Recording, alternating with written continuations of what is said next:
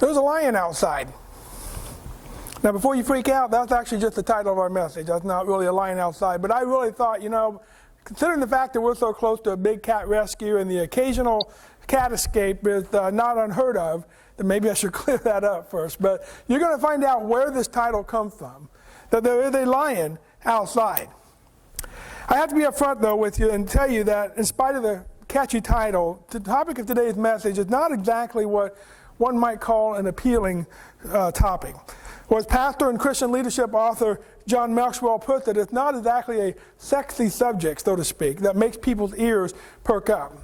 However, even though it may not carry the same curb appeal as the talk on, say, maybe money or anger or like last week's speech, it is one that we cannot deny that Solomon thought it was important enough to share quite a few insightful proverbs about this topic. So it's only fitting that we include it in this fourth installment of our series on the book of Proverbs that we've called Proverbially Speaking. Now, the topic of the day is diligence. See, I told you it wasn't that sexy of a word. It wasn't that attractive of a word. In fact, when you describe someone to another person and trying to get their juices flowing to kind of be ready to meet this person, diligent is not exactly a word that you would use to describe them that you would expect them to kind of get excited about. We might describe them as being a hard worker. That certainly has some appeal, and especially a woman who might realize that a man that she could meet is a hard worker. And it speaks to a strong character. But while being hardworking is certainly an element to diligence, like perseverance and persistence, none of them really on their own quite capture the essence of this biblical definition of diligence. As I hope for us to see it this morning, or help us see it this morning, diligence is about much more than just working hard at something.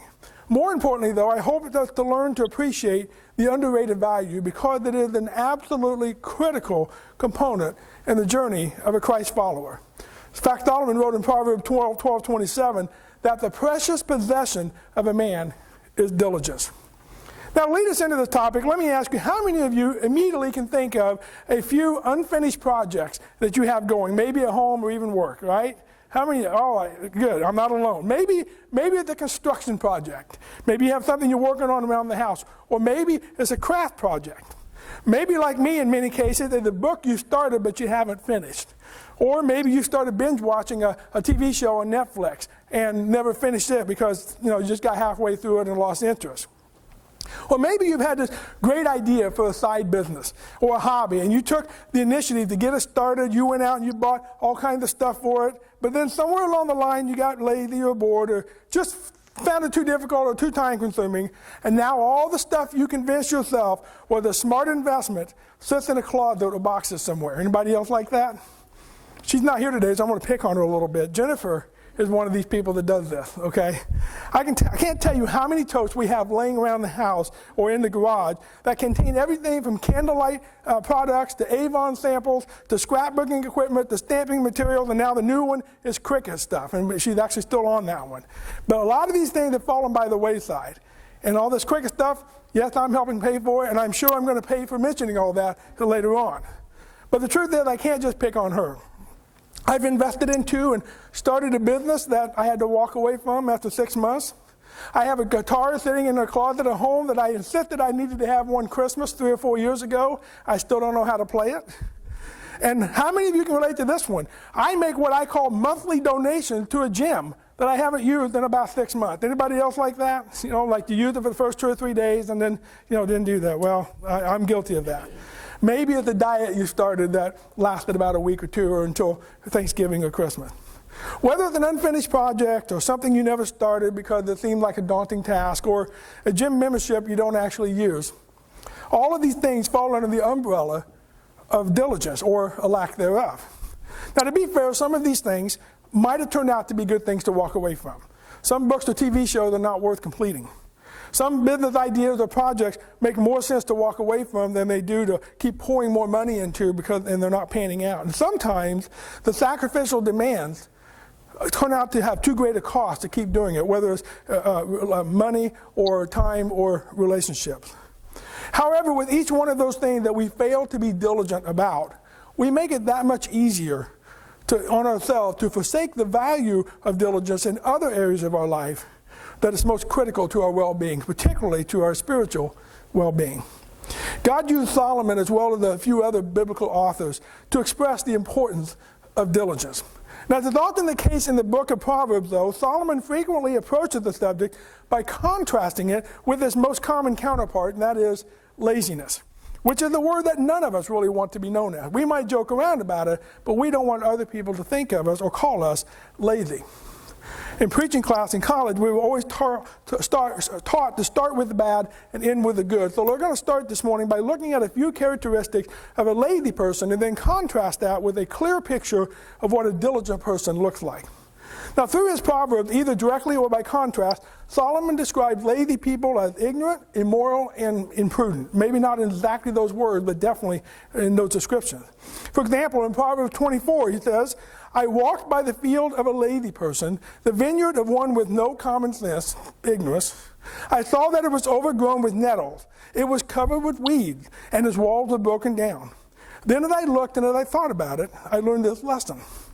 A little extra sleep, a little more slumber, a little folding of the hands to rest, and then poverty will pounce on you like a bandit. Scarcity will attack you like an armed robber. We see the same verses, the last couple of verses, the same thing in Proverbs 6. Now, to put it simply, one of the more obvious vices of lazy people is procrastination. And it always begins when we convince ourselves that we're just going to put something off for just one more hour, one more day, or one more week, and soon it grows into a month, a year, a decade, never.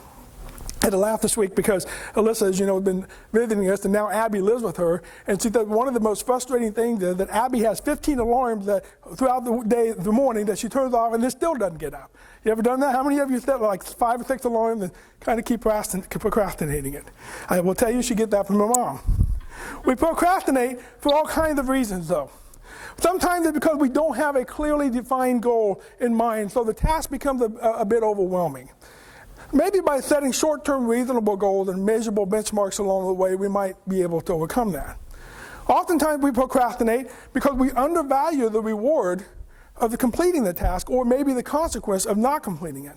We tell ourselves that maybe something better will come along in time. And then when it doesn't, all of a sudden, we find ourselves wishing we had not put it off. Other times we procrastinate because of anxiety or fatigue or feeling overwhelmed or even fear of failure, that things won't turn out the way we imagine. But whatever the reasons, the one thing we can be sure of is that success never comes to the one who procrastinates too long. One man wrote that procrastination is a lot like a credit card. It's a lot of fun until you get the bill. And that's kind of how Solomon wrapped up this text in Proverbs 24. We're all familiar with the saying that good things come to those who wait, which, like most proverbs, are true in the right context.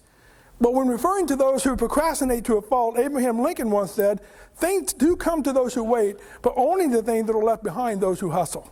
And you like that? Isn't that good? The most revealing text about lazy people, however, comes out of Proverbs 26, verse 13 through 16. It's also where we get the title of this message. Here's what it reads. The lazy person claimed, there's a lion on the road. Yes, I'm sure there's a lion outside. And as the door swings back and forth on the hinges, so that lazy person turns over and back and forth in his bed. Lazy people take their food in their hand, but they never even bother to lift it to their mouth. Lazy people consider themselves smarter than 7 wise counselors. Now, through a series of humorous pictures here, Solomon tells us that even in his day, lazy people often came up with the most ridiculous rationalizations, exaggerated excuses, and preposterous possibilities to avoid doing things. I can see almost every hand going to go up here, but have you ever worked with someone who seems to work harder at getting out of work than just showing up and doing the job? Anybody? Right? You almost wonder if these people have a club they go to, right? I mean, just to come up with all the excuses they come up with sometimes. I mean, for crying out loud, how many doctor or dentist appointments does one really have? How many different things can go wrong with a car? How many hangovers till that excuse doesn't work anymore? I looked up a few websites this week to see some of the craziest actual excuses people have really used to get out of work. And when you hear some of these, you'll understand that a lion outside the door doesn't seem to be that far-fetched at all. In fact, these are actual excuses that bosses have reported that some of their employees have used, and quite frankly, a lot of them involve various animals. For example, the first one is the guy called in saying his pet llama was sick and throwing up and he couldn't come into work. One guy wasn't trapped by a lion, but apparently was scared to come out of his house because of a wild moose out in his yard. Maybe it was in Alaska, I don't know. One guy said his wife's cousin's pet had died, and he was a pallbearer at the funeral. I mean, how many people does it take to carry a shoebox? Another lady said her false teeth flew out the window on the way to her work. Another guy said his arm, maybe this has happened to you, it's come close to me before, not to get out of work, but it has happened. The arm got stuck in one of those blood pressure machines at a retail store. Anybody ever had that kind of scare? One person claimed they got bit by a duck. I'm not making this up. Lions might be imaginary, but apparently ducks are pretty dangerous. Well, how about this one? Instead of a lion outside, one person wrote that a cow got inside her house and destroyed it, and she was waiting on the insurance adjuster to show up. That must have been a day. Another guy said he hurt his back chasing a beaver in his yard. And this one I think is my favorite of all. An employee called out because he woke up in a good mood and he didn't want to ruin it by going into work. How many of you think that's a legitimate excuse, right? Okay, I love them. But some of these may have been very real. But more often than not, these kind of excuses are used by people who have a history of just being lazy. And like Solomon's picture of a hinged door, would prefer to turn over from one side to the other in their bed all day long, maybe never even bothering to eat. It's no wonder that Solomon says in chapter 10 that lazy employees are like a vinegar to the teeth and smoke to the eyes. In other words, they leave a bad taste in the mouth, and it causes a lot of grief for the people they work for. He or she just dishonors the one he answers to. And the bad thing is, like Solomon points out in this scripture, that those people do these things that often get away with them and eventually think they're so smart that they'll never get caught. But soon enough it will happen, and soon enough things go bad. Solomon says in Proverbs 18 that people who are lazy are no different than those who destroy things intentionally. And like I always told my kids, if you give it enough time, a person like that will eventually hang themselves, so to speak, with their own actions or their own rope. Solomon said in Proverbs 21:25, despite their desires, the lazy will come to ruin, for their hands refuse to work. Now, by contrast, in an effort to teach people about what diligence looks like, Solomon turns our attention to another one of God's beautiful creatures. It's not a wild animal in the street, but an insect on the ground. And maybe you're familiar with this text out of Proverbs 6. Take a lesson from the ants, he says, you lazy bones. Learn from their ways and become wise. Though they have no prince or governor or ruler to make them work, they labor hard all summer gathering food for the winter. Now, what would Solomon have us draw from this life of an ant to highlight the character of a person who is diligent, or the habit of a diligent person? The first thing I would say is that, like ants, diligent people are absolutely mission-driven. While they can benefit from the wise leadership of a mentor or advice from those with experience, they don't necessarily need to rely on those leaders to make them willing to take initiative. They're self-motivated because they believe strongly in what they want and what they need to accomplish. They have a deep sense of taking personal responsibility in helping the mission come to fruition because they believe in the mission. Along with being mission-driven, I think another thing we can take from this is that diligent people have a constant awareness of a sense of urgency. They realize that there's only so much time to do what must be done, and if they don't take advantage of the opportunity, things won't end well. Diligent people aren't oblivious or willfully blind to the consequences if they don't complete the work ahead of them. They keep that in mind, and they keep in mind that winter is soon coming. The third thing I would take away from this ant metaphor that might not be so obvious at first is that no single ant built a colony. Right? No single ant built a colony on its own. They actively work together to finish the mission in time. It's a collective effort. It's not a solo mission. Another truth about diligent people is that they understand that desire alone will not produce results. Now, this seems like it would be obvious, but for many people, desire is about as far as they get when it comes to certain things. In Proverbs 13, Solomon writes, lazy people want much, but they get little. But those who work hard will prosper. As one person wrote, we don't get what we wish for, we get what we work for. And I was reminded this week in a conference seminar message that hope is never a strategy for success. Famed writer Rudyard Kipling once wrote, gardens are not made by singing, oh, how beautiful, and sitting in the shade waiting for them to spring up. Isn't that true? Yes, we are given great hope for our eternal destiny, and we're promised that God will fulfill our daily needs, but we are also told that we are to work hard in life for the sake of our well-being and to work hard in our kingdom responsibilities, not for our salvation, but for the measure of our eternal reward. To use the famous parable of Jesus, to not be diligent is the equivalent of burying our talent in the ground. Success in life or in spiritual formation doesn't come just from wishful thinking, nor does it come from overthinking or overanalyzing things. To this end, Solomon writes in Proverbs 14, "Work brings profit, but mere talk leads to poverty. Wealth is a crown for the wise. The effort of fools yields only foolishness." Why? Because all they do is talk about it. Diligent people understand that there comes a point where talk must turn into action. You can overanalyze something and talk about it to death, but if you delay it long enough, it'll never get accomplished. That's why I've often said that committees are where good ideas go to die, because that's what happens. If you think about or talk about something long enough, you'll think of every ridiculous reason, every hypothetical situation, every worst case scenario you can. You'll make false assumptions, you'll blow things out of proportion, and you'll imagine mountains where there's only molehills. And eventually you just talk yourself right out of what might be a very good idea. However, that does not mean that you should jump into something without careful planning. Solomon balances this passage from Proverbs 14 with ones like Proverbs 24:27 when he writes, "Do your planning and prepare your fields before building your house." Being diligent demands that we consider all the financial costs, the physical costs, and even the relational costs before we begin a venture. As the modern day proverb goes, failure to plan is definitely a plan to fail. It also leads to a closet full of unfinished projects as well as unfavorable criticism from those who might be watching. Now, needless to say, there's a tension that's got to be managed there between the overanalyzing and the careful planning. But the wise person who is diligent about seeking understanding and knowledge and wisdom will be well equipped to make that right decision without overthinking it.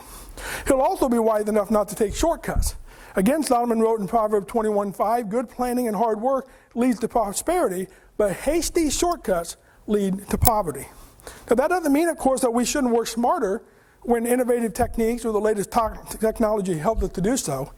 It doesn't make us less diligent to do those things. Being a hard worker doesn't mean doing things the hard way, right? Would you call your doctor lazy because he found a way to get you through surgery and out of the hospital quicker? Of course not. You'd be going to that doctor, right? The diligent person studies to find whatever resources are available to help them do their job better. They're not opposed to doing new things to complete or reach old goals. They look for those things and they leverage them to the fullest. Now, one last character of and there's a lot of them, but one last character of a diligent person I want to point out comes from Proverbs 15:19, which said this, "A lazy person's way is blocked with briars, but the path of the upright is an open highway."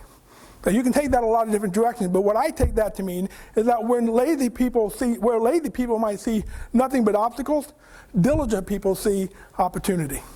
I remember an old story, maybe you've heard this before, about two salesmen who were sent from two different shoe companies to a third world country. You ever heard of this one? And the first guy gets there and immediately calls his boss and says, "It's a waste of time. Nobody here even wears shoes." The other guy sees the same people. He immediately calls his boss and says, "Hey, send more shoes. Nobody here has shoes."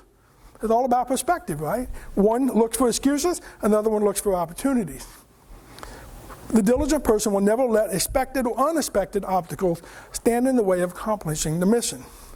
Wise people not only value the discipline of diligence, but they also enjoy the reward that comes from it, beginning with, obviously, the financial reward. Solomon writes in Proverbs chapter 10, verse 4, "Poor is he who works with a negligent hand, but the hand of the diligent makes rich. He who gathers in summer is a son who acts wisely, but he who sleeps in harvest is a son who acts shamefully." In addition to the financial reward, diligent people also put themselves in position and earn the right to become leaders. Solomon wrote that the hand of the diligent will rule, while the lazy will be put to forced labor. That's the principle behind the parable of the talents when you really get down to it. The man who had 5 talents, because of his level of diligence in handling what he was given to manage, was rewarded with increased leadership responsibility. Success in any endeavor is really where preparation meets opportunity and where diligence conquers complacency or laziness. And that's true not only in our work life, but also in our spiritual responsibilities. We have to remember that as Jesus followers, diligence is not just about what we do in an 8 or 10-hour workday to make a paycheck. It's also about how we handle our kingdom responsibilities and the spiritual gift we are given to accomplish that mission. In Romans chapter 12, verse 13, Paul talked about being mission-driven with that same sense of urgency when it comes to using our spiritual gifts to work together as a body of believers, and even more specifically, when it came to loving one another in the process. In Romans chapter 12, verse 11, he says, never be lazy, but work hard and serve the Lord enthusiastically. And he goes on to stress urgency in Romans chapter 13, verse 11 through 13, when he writes, this is all the more urgent, for you know how late it is. The time is running out. Wake up, for our salvation is nearer now than when we first believed. The night is almost gone. The day of salvation will soon be here. So remove your dark deeds like dirty clothes and put on the shining armor of right living. Because we belong to the day, we must live decent lives for all to see. As followers of Jesus who are to possess diligence, we cannot afford to be lackadaisical about getting our act together, either in our personal spiritual formation or in our common mission as a church to demonstrate the kind of unified body that God has called us to. That's something we must be diligent about soon because, to use the metaphor that Solomon uses, winter is coming. Like the diligent worker who enjoys the fruit of his labor and rewards of the work, those who diligently go about the Lord's business will also enjoy the rewards that come with it as well. Paul wrote in Galatians 6:9, let us not become weary in doing good, for at the proper time we will reap a harvest if we do not give up. Now, our ultimate example of this, of course, is Jesus, who in John chapter 9, verse 4, told his disciples, and by extension to us, we must work the works of him who sent me while it is day, because night is coming, when no one can work. And as long as I'm in the world, I am the light of the world. The writer of Hebrews wrote that when it comes to being diligent in our faith, we must look to Jesus, the founder and the perfecter of our faith, who for the joy that was set before him endured the cross, despising the shame, and now is seated at the right hand of the throne of God. If that's not diligence, I don't know what is. Truth be told, there is a lion outside these days.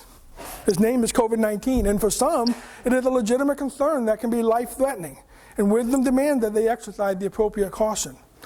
But far too many followers of Jesus have used it as part of an irrational fear or another excuse to evade kingdom work and spiritual responsibility. It has taken many off of the road of diligent drive onto the road of laziness lean. And as followers of Jesus, diligence must be a part of who we are because it reflects the character of Jesus. It equips us for leadership. It demonstrates good stewardship of all of our resources, our time, our money, and our energy. Most of all, it testifies to our degree of faithfulness, confirming that we really do believe what we say we believe, and that we really do trust the one we say we trust, and that the lion out there won't keep us from honoring the lion up there. Let's pray.